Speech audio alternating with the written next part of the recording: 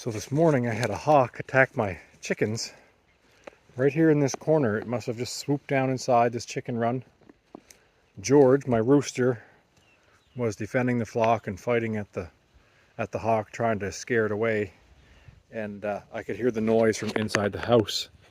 So I ran out quickly and scared off the hawk, but I have one chicken that's been injured.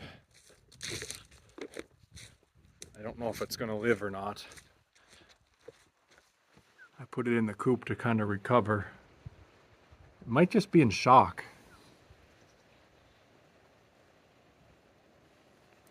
Well, I have 2 or 3 more that are hiding in those bushes, and hopefully they're okay.